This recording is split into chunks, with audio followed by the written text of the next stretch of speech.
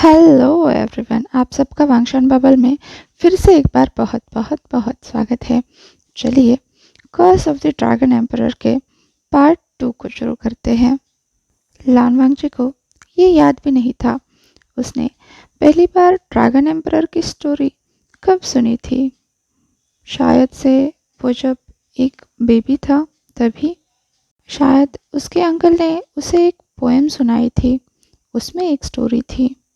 क्योंकि अभी 6 साल के वांगजी को वो स्टोरी बहुत अच्छे से याद हो चुकी है। वांगजी जब भी अपनी माँ को मिलने जाता है, उन्हें अपनी ड्राइंग्स या राइटिंग्स दिखाता है। वो बस इसी स्टोरी के बारे में लिखता है, ड्रैगन एम्परर के बारे में उन्हीं के ड्राइंग्स बनाता है।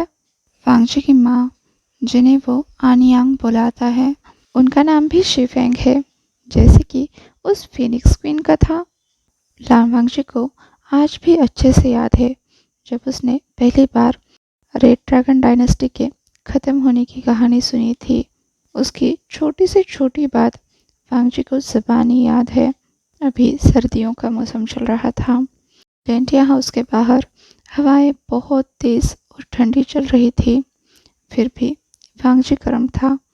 वो अपनी माँ की गोद में जो था, आज उसे अपने माँ के पास रहने की परमिशन मिल चुकी थी, क्योंकि बाहर तूफान आ चुका था और उसके फूफू नहीं चाहते थे वो इस कठिन परिस्थिति में अपनी आनियांग मतलब माँ को छोड़कर बाहर की जमा देने वाली बर्फ से होकर वापस नर्सरी आए।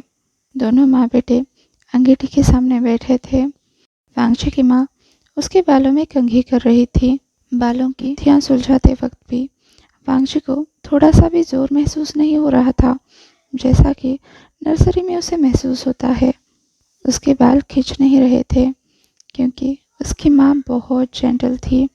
वो बड़े प्यार से वांगजी के बालों में कोम कर रही थी, बड़े आराम से सारी उलझनें सुलझा रही थी, जैसे कि वांगजी का एक एक बाल बहुत कीमती हो। बालों की एक प्यारी सी चोटी बनाने के बाद वांगजी की मदर ने उसके बालों का फिर से बन बना दिया और उनमें एक रैबिट टॉय वाला क्लिप भी लगा दिया, जो उन्होंने खुद बनाया था। हालांकि वांगजी को ये पहनने के लिए मनाही थी, क्योंकि एल्डर्स की माने तो आप अपने पास कोई भी ऐसी चीज़ नहीं रख सकते जिससे आपको लगाव हो। वांगजी के शूफू ने ये उसे अच्छे से याद कराया था। माना कि वांगजी उस चीज़ को अपने बालों में नहीं लगा सकता, पर उसके शूफू उसे अगली सुबह अपने साथ ले जाने की अनुमति देते थे। साथ ही वांगजी रात को उस पिन को हाथ में लेकर ही सोता था और उसे अपनी माँ से अपने भाई से ज़्यादा बार मिलने की अनुमति थी, क्योंकि वो एक लड़की था, ऐसा सबका कहना था। लान परिवार में बहुत ही कम औरतें थीं जो वांगजी का ख्याल रख सके, खासकर वांगजी के जैसे। उसके शूफू ने बहुत कोशिश की उसे समझाए, पर उन्हें खुद समझ नहीं आ रहा था वो एक ऐसी लड़की के साथ क्या करे जो खुद को लड़की मानने को तैयार ही नहीं है। उसकी उम्र में वो चाहती थी कि वो अपने भाई की तरह बने। वो हर वो चीज़ करना चाहती थी जो उसका भाई कर रहा है, उसी के जैसे कपड़े पहनना और उसी के जैसे रहना, क्योंकि वांगजी को लगता था वो लड़का है अपने भाई की तरह। जब ये बात वांगजी के भाई और उसकी शूफू को पता चली तो उनके लिए एक झटका था। वो कहीं न कहीं वांगजी से कटे कटे रहने लगे। पर जब उसके आनियांग मतलब माँ को पता चला तब वो भी उदास हो गई, क्योंकि वांगजी कह रहा था वो लड़की नहीं है, ना ही कभी बनना चाहता है। पर अभी उसकी आनियांग उसे समझा रही थी, ऑफ कोर्स तुम अपने भाई की तरह ही बनना चाहोगे, क्योंकि वो दुनिया का सबसे अच्छा लड़का है। एक दिन वो सेक्ट लीडर बनेगा, इसलिए तुम्हारे शूफू को तुम्हारे भाई का अच्छे से ध्यान रखना होगा। पर तुम भी तो बिल्कुल आह्वान की तरह ही प्यारे हो। मेरे लिए तो तुम मेरे जिगर का टुकड़ा हो। उम्मीद है कि एक दिन ये बात तुम खुद मानोगे। 6 साल के वांगजी को समझ नहीं आ रहा था वो अपने आनियांग को क्या जवाब दे।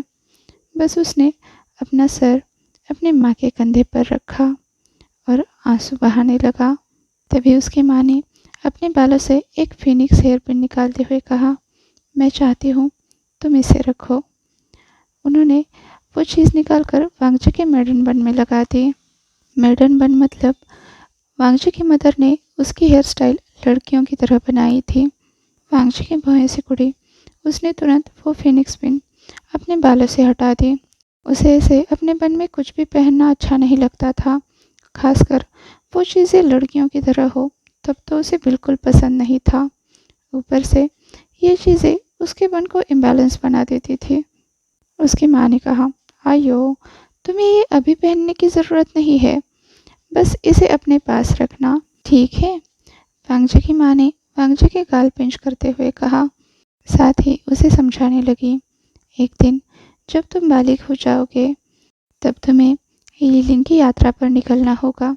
वहाँ पर एक टेम्पल है जहाँ पर ड्रैगन प्रिंस रहते हैं। वांगजी की माँ एक पल के लिए बोलते बोलते रुक गई और फिर जैसे अपने आप में ही बुदबुदाने लगी। वो सेक्ट यीन एनर्जी कल्टीवेट करता था, इसीलिए वो खुद की बर्बादी का कारण बना। इसलिए कहा जाता है बस ड्रैगन प्रिंस का ट्रूमेट ही उसे नींद से उठा सकता है। कहा जाता है वो ड्रैगन प्रिंस का कर्ज खत्म कर देगा और दुनिया में बैलेंस बनाएगा।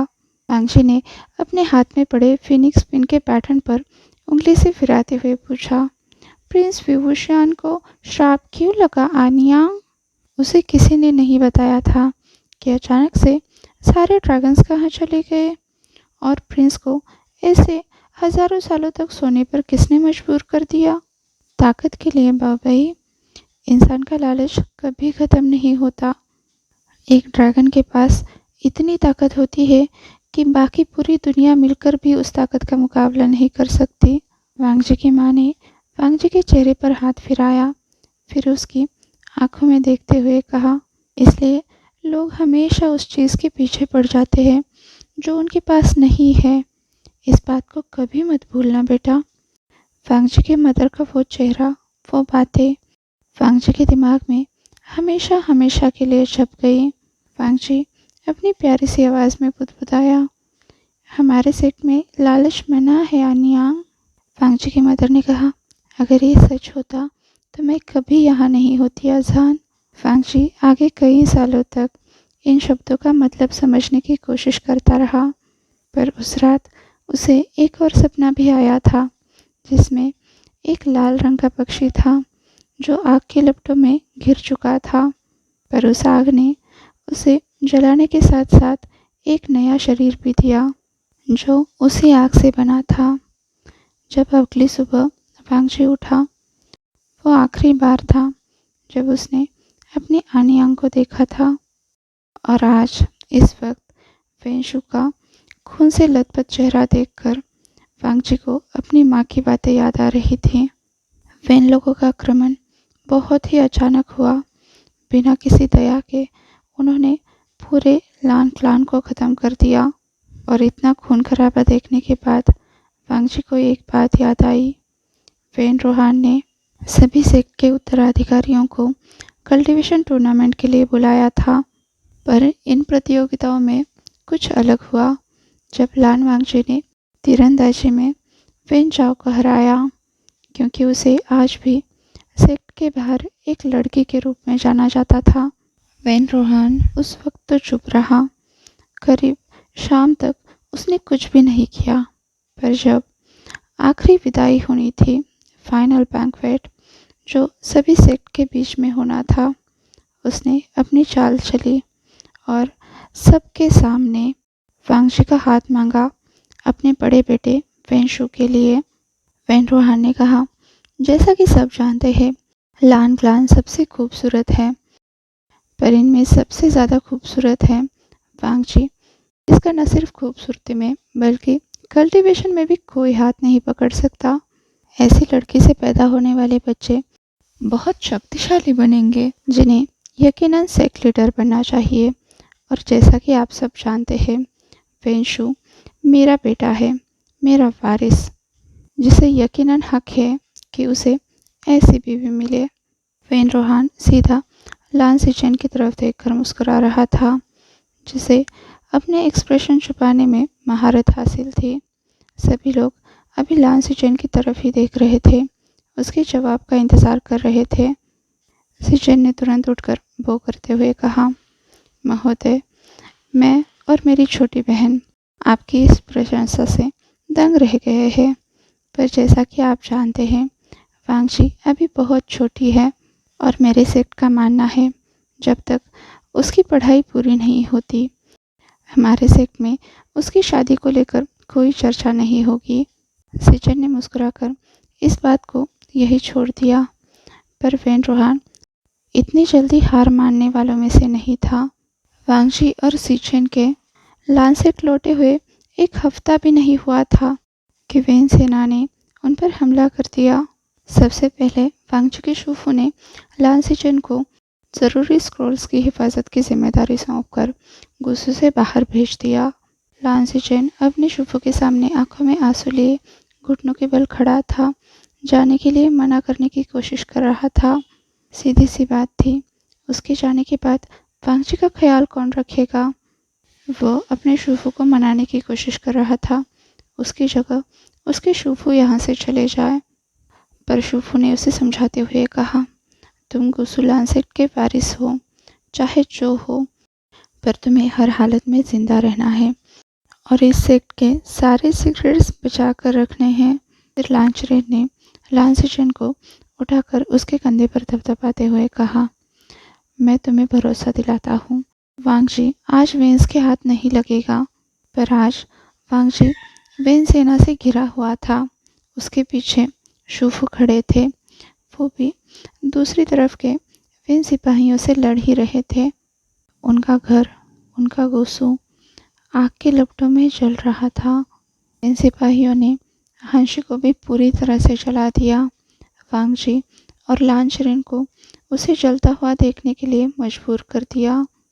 तो क्या हुआ, तुम मेरी पत्नी नहीं बनी तो? वेंशु वांगजी की तरफ देखकर स्मग कर रहा था। वांगजी ने तुरंत बिचेन पर अपने हाथ कस लिए। वेंशु ने कहा, पर मेरे पास तुम्हारे लिए एक बेहतरीन तोहफा है।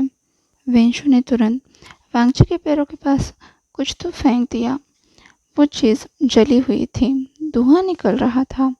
वांगजी समझ नहीं पाया कि वो क्या है, पर तभी वांगजी के शूफू जोर से चिल्ला उठे, क्योंकि उन्होंने वो चीज़ पहचान ली थी।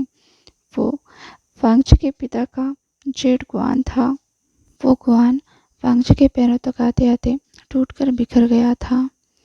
वांगजी का तो सर चकरा गया। वो आगे बढ़कर उस चीज़ को छूना चाहता था, पर उसके दिल का डर अभी काबू नहीं हो रहा था। वांगजी ने अभी भी बिचेन पर अपनी उंगलियां कसकर पकड़ ली थी। उसे पता था अभी उसे यहाँ से ले जाया जाएगा और शूफू को मार दिया जाएगा। तभी वेंशु चिल्लाया, अपनी तलवार नीचे फेंको, मेरे सामने घुटने टेको, तब मैं तुम्हें जिंदा छोड़ दूंगा। वांगजी ने अपने आप को तैयार किया ताकि जो भी चीज़ उसके सामने आए वो उसके टुकड़े टुकड़े कर दे। पर तभी उसका दिल बैठ गया, क्योंकि उसके सामने जूनियर डिसाइपल्स थे। 12 साल से बड़ा एक भी नहीं। कुछ रो रहे थे और कुछ अपने आप को बहादुर दिखाने की कोशिश कर रहे थे। वेंशु ने कहा, बेवकूफ़ बच्चे, तुम्हारे सामने बहादुर बनने की कोशिश कर रहे हैं। वेंशु ने अब अपनी तलवार वांगजी के गर्दन पर रखी। दूसरी तरफ वेन झूलियो लान चिरेन के गर्दन पर तलवार रखे हुए था, जो अभी अपने घुटनों के बल बैठे थे। ऐसा लग रहा था वो पूरी तरह से हार गए हैं। वांगजी ने आंखें बंद की, मन ही मन अपने एंसेस्टर को याद करने लगा कि उसके शूफू और इन बच्चों की जान बच जाए, उसका भाई सुरक्षित रहे, उनकी इतने सालों की मेहनत बर्बाद ना हो। वांगजी ने अपनी मुट्ठी खोल दी तो बिचेन जोर से आवाज़ करते हुए खून से सने फर्श पर गिर गई। वेंशु की तलवार वांगजी के गर्दन से होते हुए उसके बालों तक गई। वांगजी को लगा बस एक हरकत और ये तलवार उसको चीर कर निकल जाएगी। पर ऐसा नहीं हुआ। वेंशु ने तलवार तो चलाई, पर वांगजी के हेडबैंड पर, जो तुरंत ही कटकर नीचे गिर गया, उसी खून की दरिया में समा गया। वांगजी की धड़कन इतनी तेज हो गई कि उसके कानों तक को सुनाई देने लगी। दूसरी तरफ शुभू भी जोर से चिल्लाए। जब वांगजी होश में आया, उसने पाया शुभू जोर से चिल्ला रहे थे, क्योंकि अब वेंशु ने वांगजी को कमर से पकड़कर अपनी तरफ खींच लिया था। वांगजी की पीठ वेंशु के चेस्ट से टकराई थी। वेंशु ने एक हाथ से वांगजी की गर्दन पर तलवार पकड़ी हुई थी और दूसरे हाथ से उसकी कमर। वो जानबूझकर वांगजी के रूप से खिलवाड़ कर रहा था। साथ ही उसकी तलवार की धार वो वांगजी के गले पर फहरा रहा था, जिससे वांगजी अपनी जगह से ना हिल पाए। वेंशु जानबूझकर वांगजी को गलत तरीके से छू रहा था, पर अभी वांगजी मजबूर था। दूसरी तरफ शुभू चिल्ला रहे थे, तुम्हारी हिम्मत कैसे हुई? वो खुद वेंजुलियो की पकड़ से छूटने की कोशिश कर रहे थे। दूसरी तरफ वांगजी को जूनियर्स की रोने की आवाज़ सुनाई दे रही थी। वांगजी मन ही मन बस इतनी दुआ कर रहा था, चाहे जो हो, पर इन बच्चों के सामने उनके गुरु का अपमान न हो, न वांगजी का, न ही शुभू का। वेंशु फिर से एक बार जोर से हंसने लगा। वांगजी के बिल्कुल कान के पास उस घटिया आदमी की सांसें वांगजी के चेहरे को छूकर जा रही थी। वांगजी बहुत कोशिश करके उससे दूर होने की कोशिश कर रहा था। अभी भी हांशी की तरफ देख रहा था, जो अभी पूरी तरह से जल चुकी थी। साथ ही उसका दिमाग ये सोच रहा था कि अब आगे क्या होगा। तभी वेंशु ने कहा, मेरी हिम्मत कैसे हुई? लांझा ने खुद मुझे अपने आप को सौंपा है। वो मेरी कॉन्क्यूबाइन बनेगी। हम यहाँ तक आए हैं, इतना फल तो मिलना ही चाहिए। वैसे वो मेरी महारानी भी बन सकती थी, पर तुम्हारे बेवकूफ़ भतीजे ने इतना सुनहरा मौका गंवा दिया। वो चाहता तो हमारे साथ गठबंधन भी कर सकता था, पर उसकी अकड़ ने सब कुछ बर्बाद कर दिया। देखो कितनी अच्छी बात है कि वो मेरी बनने जा रही है, क्योंकि तुम लोगों ने कपड़े पहनने तक का सलीका नहीं रखा। वेंशु ने वांगजी के चेस्ट पर हाथ फिराते हुए कहा। फिर कुछ अजीब आवाज़ें निकालने लगा, जैसे वो वांगजी को अभी पाना चाहता हो, पर अभी लान क्लान की बहुत सारी बुराई होना बाकी था। वेंशु ने कहा, बेचारा लान क्लान, यहाँ के अधिपति ने हमसे लड़ाई तक नहीं की। वैसे वो करते भी क्या? उनका वारिस जो भाग गया, अपनी इकलौती बहन को शत्रु के सामने अकेला छोड़कर। वेंशु वांगजी से कह रहा था, तुम्हें खुश होना चाहिए कि मैं तुम्हें अपने साथ ले जा रहा हूँ और तुम्हें ये दिखा रहा हूँ कि असली मर्द कैसा होता है। अब वेंशु ने वांगजी के चेस्ट पर बना कपड़ा खोलने की कोशिश की। अब वांगजी ने एक पल भी देरी नहीं की और तुरंत मुड़कर वेंशु के तलवार पकड़े हुए हाथ पर बहुत जोर से काट लिया, जिससे वेंशु के हाथ से खून निकलने लगा। वांगजी का मुंह खून से भर गया। उसने तुरंत वेंशु के पकड़ से आज़ाद होने की कोशिश की, पर वेंशु ने चिल्लाकर वांगजी को थप्पड़ मारने के लिए हाथ उठाया, फिर खुद ही रोक लिया और वांगजी को थप्पड़ मारने की बजाय उसने उस पर तलवार चला दी। हड्डियों के टूटने की आवाज़ के साथ वो तलवार ज़मीन से जाकर टकराई। उसके साथ वांगजी भी गिर गया। वांगजी अपने शुभू के सामने उन्हीं की तरह घुटनों के बल गिर गया था। फिर से एक बार उसका सर चकरा रहा था। उसे समझ नहीं आ रहा था कि उसका घाव कितना बड़ा है, क्योंकि हर तरफ खून फैला था, उसके रोब्स पर भी। तभी उसके स्लीव से कुछ नीचे गिर गया। वांगजी को समझ ही नहीं आया कि वो क्या है, इसलिए उसने जल्दबाजी करके उस चीज़ को उठाया भी नहीं। तभी शुभू चिल्लाए, सभी के सभी अभी रुक जाओ, इसी वक्त। शुभू वांगजी के ऊपर आ गए थे। उन्होंने अपने हाथ में कुछ पकड़ा था और ये बात बहुत अजीब थी कि वेंशु भी अब आगे नहीं बढ़ रहा था, क्योंकि शुभू के हाथ में वही फिनिक्स पिन थी। ऐसा क्या राज है जिसने वेंशु को भी अपनी जगह पर थाम लिया है। देखेंगे कल के एपिसोड में। आज के लिए बस इतना ही। आपसे कल मिलती हूँ, तब तक के लिए अपना ख्याल रखिए। वीडियो पसंद आया हो तो लाइक, शेयर और कमेंट कर दीजिए। और हाँ, अभी तक चैनल को सब्सक्राइब नहीं किया है तो सब्सक्राइब भी कर दीजिए, ज्वाइन कर लीजिए और वंश एंड बबल में खुश रहिए। Thank you.